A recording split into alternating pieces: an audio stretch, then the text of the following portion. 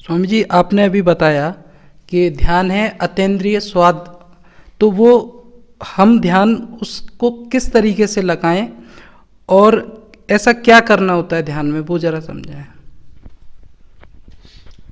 ध्यान में करने का ही एक बहुत बड़ा झंझट है कि हम क्या करें।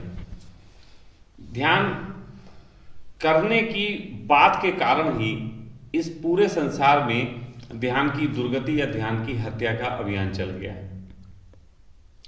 अब बड़े मजे की चीज है, जैसे मैं कहता हूं कि ध्यान है मन की थकान से उठने वाला विश्राम। लेकिन मन की थकान क्यों है? मन की थकान है कि तुम अपने आप को कर्म में बहुत ले गए। वो कर्म तीन प्रकार के होते हैं। पहला एक कर्म होता है जिसको आप करते हो कर्म के रूप में, जो इंद्रियों से किया जाता है। आप दुकान खोलते हो, आप दौड़ भाग करते हो, आप सभी तरीके की आपाधापियां करते हो। लेकिन इन आपाधापियों को आप कर्म मानते हो। फिर कुछ लोग होते हैं जो इस आपाधापी से थक जाते हैं, जिनका बहुत काम करने का मन नहीं करता, जिनका कुछ और बहुत ज़्यादा संसार में मेहनत मजदूरी करने में रस नहीं रह जाता। ऐसे लोग फिर दूसरे लेवल पे कर्म करते हैं। वो किताबें पढ़ते हैं, वो ज्ञान की चर्चा करते हैं, वो तपश्चर्या करने लगते हैं, वो योग और सिर्फ आसन करने लगते हैं। ये भी मन है, मन का सेकंड ट्रैक। लेकिन फिर मन के तीसरे ट्रैक भी हैं। जैसे पदार्थ के तीन आयाम जो हैं वो विज्ञान ने पकड़े। पहला आयाम है ठोस, द्रव गैस। फिर है द्रव्य, फिर है गैस।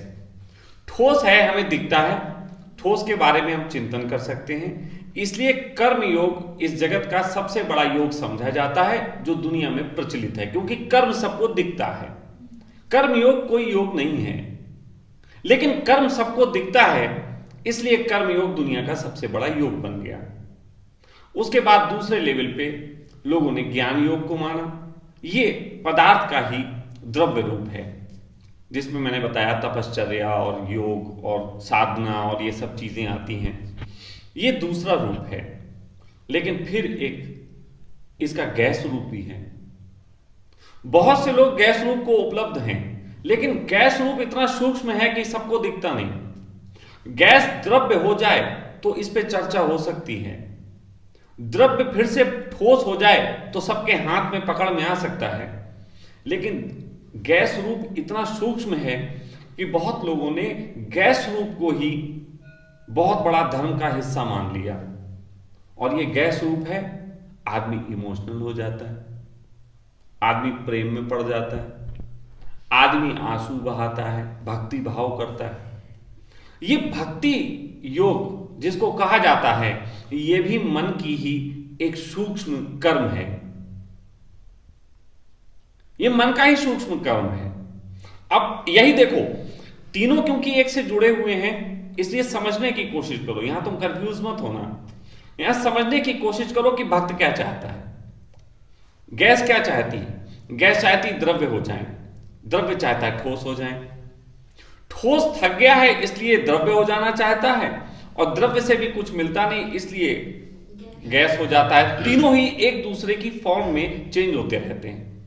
अब जैसे कोई आदमी इमोशनल हो गया, किसी के प्रेम में पड़ गया, वो प्रेम में पड़ा है, लेकिन अब जैसे भी मां आई हुई, ये कहती हैं आपसे बड़ा मुझे लगाव हो गया, बड़ा प्रेम हो गया, ये द्रव्य उसमें गैस रूप में है। लेकिन ये गैस रूप द्रव्य रूप चाहता है।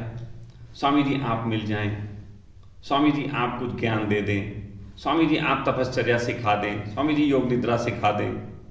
ये एक तरीके से गैस रूप की मांग है ना, वो गैस को द्रव्य रूप की मांग है। और अगर इन्हें द्रव्य मिल जाए, जैसे आप में से कई लोग हैं जो जिन्हें द्रव्य मिल गया, जिन्हें मेरे साथ बैठ के ज्ञान मिल रहा है, इतने दिन से मेरे साथ रह रहे हैं, नोटिस करो आप क्या कर रहे हो। आपको मैं सिखा रहा हूं कि अपने तरीके से मौज मस्त रहो, अपने कर्मों को शुद्धतम करो। बस इतना है कि पहले आप जो कर्म करते थे तो आप करते थे मन के तल पे फंसे हुए, अब मैं आपको कर्म जो है जगत के कल्याण के लिए सिखा रहा। ठीक है, तो फॉर्म ही चेंज होती रहती। ये तीनों फॉर्म ही मन की फॉर्म है, और मन थकता है, इन तीनों फॉर्म में थकेगा। अब तीनों फॉर्म में ही ध्यान नहीं है। ये बड़े गजब की बात है कि तीनों फॉर्म ही जो हैं वो हमारे मन को जो भटकाती हैं, और तुम पूछते हो ध्यान की कौन सी विधि बता दें या ध्यान कैसे किया जाना चाहिए। मैं आपसे कह रहा हूं इन तीनों फॉर्मों में ध्यान किया नहीं जा सकता। फिर ध्यान की वही बात आ जाती है, जब ध्यान अक्रिया है तो ना इसे इमोशनल होके किया जा सकता है, ना इसे ज्ञानी होके किया जा सकता है, ना इसे किसी तरीके से कर्म रूप में किया जा सकता है। लेकिन सदियों से ऐसा होता आया कि जब मुनियों ने कहा या जिन्होंने जाना ध्यान को, उन्होंने लोगों से कहा कि ध्यान करो, क्योंकि कर्म की भाषा में ही बात करनी पड़ती। अब मैं आपसे कहूं कि मैं कर्म की भाषा में बात ना करूं, नई भाषा में बात करूं, मैं कहूं ध्यान हो जाओ, हो जाना भी कर्म है। ध्यान में डूब जाओ, अब डूब जाना भी तुम्हें कर्म है। तुम्हें क्या मालूम ध्यान क्या, तो डूबोगे कैसे। तो कर्म की भाषा के कारण ऐसा हुआ कि बहुत से लोगों ने इसको हाथ पैर टेढ़ा करना, किसी ने योग बना दिया, किसी ने ऐसे बैठो ना जाने क्या क्या ढंग, सारे कर्म के रूप निर्मित होते चले गए। यहां तक कि अभी 70 के दशक में आए रजनीश ने तो इसको उछल कूद और पता नहीं कितना कुछ बना दिया। जो आदमी कह रहे हैं कि जब हम डायनेमिक करते हैं, कुछ करते हैं, तो हमें उसके बाद बहुत मजा आता है। वो मजा है शरीर के तल पे थक जाने के बाद विश्राम का मजा, वो विश्राम का मजा है। लेकिन ध्यान है मन की थकान। ध्यान तो अगर घट जाए तुम्हें, तो तुम कक्ष से बाहर ही ना निकल पाओगे, तुम्हारा भाव ही नहीं करेगा कुछ करने का, इंद्रियां शिथिल पड़ जाएंगी। इंद्रियों के तल पे फिर दुकान खोलने कैसे भागोगे। लेकिन इसको आप तभी समझ सकते हो, और इसका एक सबसे सहज विधि है, सहज विधि, और वो कोई भी आदमी कर सकता है, और वो सहज विधि है शवासन, शव आसन। अब शवासन आसन नहीं है, शवासन तो ऐसे जैसे मर गया कोई। अब जब कोई मर गया तो अपनी इंद्रियों को शिथिल छोड़ देगा। लेकिन आपसे मैं कहूं कि इंद्रियों को शिथिल छोड़ दो और शवासन ना बताऊं, तो आप इंद्रियों को शिथिल तो छोड़ दोगे, लेकिन थोड़ी देर बाद आपके विचार चलने लगेंगे, मक्खी आके मुंह पे बैठने लगेगी, फिर हाथ से हटाने लगोगे। लेकिन मैं कहूं शवासन, शव जैसा आसन, और तीन तल पे ये ध्यान भी तीन तल पे हो सकता है। शरीर, जैसे मैंने कहा पदार्थ, जैसे मैंने कहा कि द्रव्य, और जैसे मैंने कहा गैस। आप जैसे ही शवासन में आओगे, आपने पदार्थ के तल पे कर्म छोड़ दिए, ठीक है। अब है दिमागी विचार, क्योंकि जैसे मैंने कहा कर्म छोड़ोगे, ज्ञान पकड़ लेगा। अब शवासन में पड़े हुए हो, अब ये भाव में पड़े हुए, कब कुंडली जगेगी, कब अंदर ठंडी ठंडी लहर आएगी, तुम पागल हो रहे हो, ये तुम्हें लोगों ने बेवकूफियां समझा दी। जैसे कोई आदमी कूड़ा बीनने जाए और रास्ते में उसे जो है कोई बढ़िया सी एक धातु पड़ी मिल जाए, एक हीरा पड़ा मिल जाए, तो वो तुमसे कहेगा कि कूड़ा बीनने से हीरा मिलता है।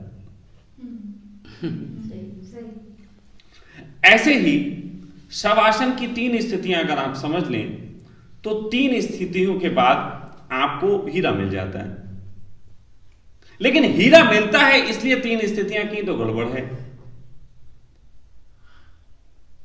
तो सारा भटकाव इसलिए हुआ कि आपको दुनिया भर की किताबों की जानकारियां है। तो पहले शवासन के तल पे तो शरीर छोड़ दो, उसके साथ साथ दूसरे तल पे ज्ञान भी छोड़ दो। कहा होगा किसी गुरु ने, तुम्हें घट जाएगी कुंडली, भाड़ में जाए, गुरु जी भी और कुंडली भी। मन भी तुम्हारा जो है ये ज्ञान में पड़े कर्म छोड़ो, क्योंकि तीनों कर्म छोड़ने पड़ेंगे। फिर हो सकता है कि तुम दो स्थितियों की बात कर लो, शरीर भी ढीला छोड़ दो और तुम अपने ज्ञान को भी ढीला छोड़ दो। फिर तीसरी स्थिति की बात हो सकती है, बहुत आनंद आ रहा है, बड़ा आनंद आ रहा है। ये आला आनंद भी कहां से आता है? ये आनंद भी तुम्हारी इंद्रियों को शिथिलता का एहसास करा रहा है और तुम कह रहे हो कि बड़ा आनंद आ रहा है। मैं कहता हूं आनंद भी त्याग दो, कर्म ही त्यागो, ज्ञान भी त्यागो और भक्ति भी त्यागो, क्योंकि मुर्दा ना तो चलता फिरता, ना मुर्दा कुंडली जगाने का कोई प्रयास करता, ना ही मुर्दा मक्खी भगाता, ना खुजली करता। लेकिन माइंड तो एक्टिवेट रहता है। अभी एक मिनट, थोड़ा सुन लो, थोड़ा सा सुन लो। तो ऐसी स्थिति में मुर्दा कोई इमोशनल भी नहीं होता, मुर्दे को अच्छा अच्छा भी नहीं लगता, मुर्दे को बुरा बुरा भी नहीं लगता, मुर्दे को ठंडा ठंडा भी नहीं लगता, गर्म गर्म भी नहीं लगता। तुम शव आसन में उतरो। अब जैसे कि आप कहते हैं कि माइंड तो चलता है, माइंड ही जो चलता है, माइंड चलने को इनकार नहीं कर रहा हूं, लेकिन माइंड में क्या क्या चलता है उससे इनकार कर रहा हूं। माइंड चलता है, मैं इनकार नहीं कर रहा, लेकिन माइंड में क्या क्या चलता है अगर तुम उस पर चिंतन करो तो मैं ये कहूंगा कि सिर्फ दो ही चीजें चलती हैं। बार बार कहता हूं, कई बार कहता हूं, माइंड में सिर्फ दो ही चीजें चलती हैं, लोभ या भय। जगत की सारी शिक्षा इन दो रस्सियों के छोरों पे टिकी हुई है, सब इसके बीच ही है। या तो तुम्हें लोभ है या तो तुम्हें भय है। या तो तुम शवासन में पड़े होगे, लोभ में होगे कि कुंडली जग जाएगी, अभी बड़ा मजा आ जाएगा, अभी अच्छा अच्छा हो जाएगा। या तुम्हें भय है कि बिल्कुल शरीर ठंडा हो गया, अकड़ गया, कहीं मर तो नहीं गए। तुमने ध्यानियों को देखा है, मैं क्योंकि ध्यान कराता हूं मुझे पता है, दो तरीके की हरकत सभी ध्यानी करते हैं। लेटे हैं, अच्छी खासी स्थिति बन रही है, थोड़ी सी गुदगुदी उठी, अंदर मन में आता आज कुछ होने वाला होने वाला होने वाला, खत्म, लोभ में खत्म। और दूसरी स्थिति बनती है, यार मर तो नहीं गए, लोग मैंने देखा ऐसे टांगे चला चला के देखते हैं जिंदा है कि नहीं जिंदा है, ये भय।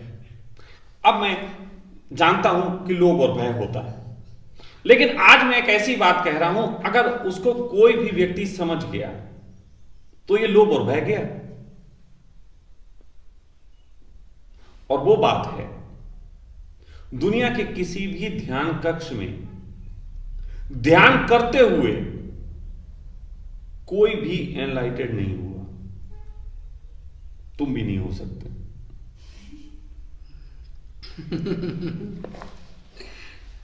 दुनिया में कोई भी आज तक ध्यान करते हुए एनलाइटेड नहीं हुआ, तुम भी नहीं हो सकते। लोभ किस बात का?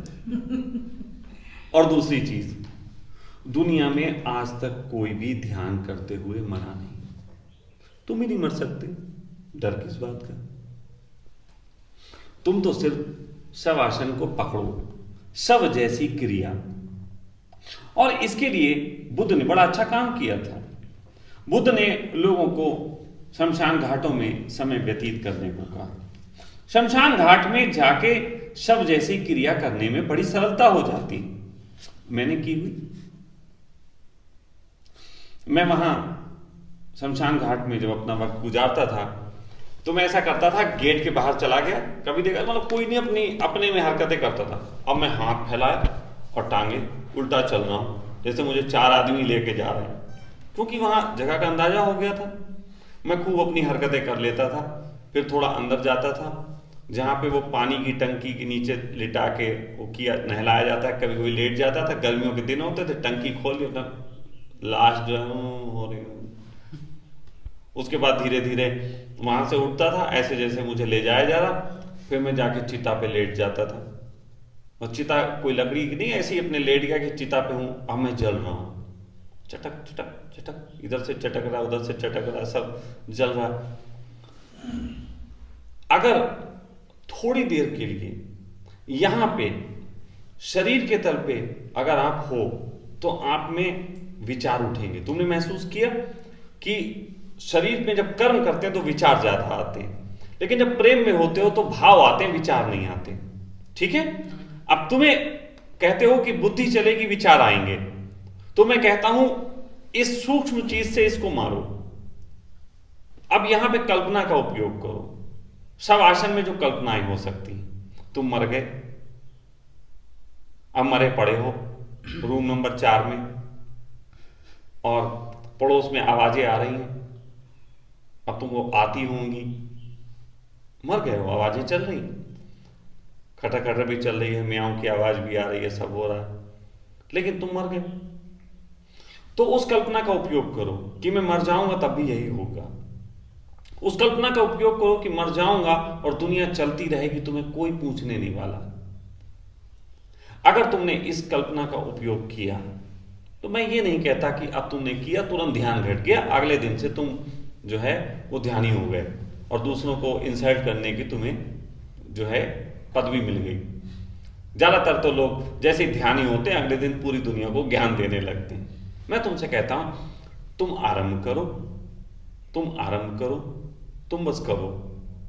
तुम जितनी बार लेटो, शवासन जैसी स्थिति कर लो, बस लेट गए, कुछ नहीं करना है, और तुम पाओगे कि धीरे धीरे विचार विदा होने लगते हैं, धीरे धीरे विचार विदा होने लगते हैं। यहां आश्रम में मैं सबको बोल रहा हूं, आप सब भी उपयोग कर सकते हैं। यहां की धूप बड़ी प्यारी होती है, तीखी भी होती है, साथ साथ अगर कोई छतरी का उपयोग उसके नीचे लेट सकता है, खुले का उपयोग करके लेट सकता है। आप सीधी धूप लेना चाहो तो वो भी कर सकते हो, वो भी ना लेना चाहो एक हल्का सा चादर अपने चेहरे पे डाल ली और शवासन में लेट जाओ। धूप की तपिश तुम्हारे अंदर से वो चीजें गला देती है, मिटा देती है, जिसको तुमने आज तक मिटाने के लिए दवाइयां खाई हो, विचार किए हो, गुरुओं के पास भागे हो। तो मैं आज पहली बार दुनिया को ये चीजें थोड़ी सी दे रहा हूं कि वो शवासन को करें। किसी म्यूजिक की जरूरत नहीं, वरना म्यूजिक सिस्टम के चक्कर में ध्यान नहीं कर पाओगे। किसी टाइम की जरूरत नहीं, वरना टाइम में बन जाओगे। तुम कहते हो सुबह कैसे करें, दुकान है, मैं कहता हूं रात में कर लो, शवासन रात में कर लो। तुम कहते हो कि मुझे रात की ड्यूटी है, मैं कहता हूं दिन में कर लो, सोने से पहले कर लो, बस लेट जाओ। क्योंकि अतीन्द्रिय तुम्हें जाना है, इंद्रियां नहीं ले जा सकती। हु करोगे, हा हा करोगे, ओम ओम करोगे, सब में तुम्हारी इंद्रियां लिप्त रहेंगी, और वो इंद्रियां तुम्हें जो भी स्वाद देंगी वो ध्यान नहीं, ज्यादा से ज्यादा विश्राम का स्वाद होगा। और बहुत से लोग इस दुनिया में विश्राम के स्वाद को ही ध्यान का स्वाद मान के बेवकूफियों में पड़े हुए हैं। बहुत से लोग इसी बेवकूफी में जी रहे हैं, उन्हें बड़ा मजा आ गया। ध्यान की तो एक ही पहचान है, मन के तल पे जो विश्राम मिलता है, मन की थकान के बाद, उसके बाद वैराग्य आता है। ध्यान से तो वैराग्य ही घटेगा। मैं खतरनाक बात कह रहा हूं, जोरबादा विद्या के बिल्कुल अगेंस्ट कह रहा हूं, लेकिन मैं ये भी तुमसे कह रहा हूं कि तुम करो। अगर तुम्हें ध्यान नहीं भी घटता, वैराग्य नहीं भी घटता, तो भी तुम्हें शवासन से तुम्हारे चित्त के अंदर धीरे धीरे एक ऐसी स्थिति पैदा हो जाएगी कि जब जीवन में तुम्हें वास्तविक थकान आएगी मन की, तो तुम्हें यही चीज अचानक गति प्रदान कर देगी। ऐसा समझो जैसे कि तुम पूरी जिंदगी कमा कमा के रखते हो, और जब तुम्हें एक वक्त तुम्हारी कमाई नहीं होती तो वो सेविंग काम आती है। उसी तरीके से शवासन करके दुनिया का हर आदमी, चाहे वो किसी भी कर्म में क्यों ना हो, अगर वो करता है तो उसके चित्त में एक गति का पता है, एक ऐसा टीन शेड है उसके पास कि जिसमें जब इंद्रियां थक जाएंगी तो वो नीचे जाके वहां विश्राम कर सकता है। जीवन की घनी धूप में एक विश्राम के काम आ सकती है आपकी ये प्रक्रिया जो आप सहज ही अपने बिस्तर पे प्रतिदिन कर सकते हैं और किसी को पता भी नहीं लगेगा, कोई उपद्रव भी नहीं है। तो मेरे देखे ध्यान करने की सबसे सरल तरीका ये है। कह रहे हो कि शवासन में लेट जाओ, शव और आसन, लेकिन सांस तो फिर भी चल रही है। और आप कह रहे हो कि उसकी एक्टिंग करो, विचार तो फिर भी आ ही रहा है। आप कह रहे हो कुछ लोग सोचते रहे मरवर तो नहीं गए, तो हाथ या उंगली चलाते हैं। ऐसा भी तो हो सकता है कि शरीर सुनी पड़ चुका है और अब वो उठने की क्षमता तक में नहीं है। उस स्थिति में वो क्या, आप जो कह रहे हो कि इतना सोच लो, कल्पना में चले जाओ, जल रहा इतनी है, इतनी गहरी अवस्था तक जा सकते हो कि तुम्हारी श्वास भी रुक जाए, और होगा। तब तुम शवासन अवस्था में ना ना, पहुंच जाओ। तब तुम नहीं, मतलब तुम अभी तो स्टार्ट का प्रयास करो ना, जितना कर सकते हो। लेकिन शवासन की एक्सट्रीमिटी में एक वो भी अवस्था आएगी कि तुम्हारे उठने के भाव नहीं होंगे, तुम्हारे चलने के भाव नहीं होंगे, तुम्हारे सांस लेने तक के भाव नहीं होंगे, तुम पड़े रह सकते हो। लेकिन इससे ये नहीं है कि फिर तुम उठोगे नहीं कभी, बल्कि जिस तरीके से आत्मा मर के नया शरीर पा लेती है, उसी तरीके से आदमी अपने अंदर डुबकी लगा के फिर से अपनी आत्मा पाके इस शरीर के साथ मैत्री करके और आगे जगत के कार्यों को करने के लिए लग जाता है। मरने की चिंता मत करो।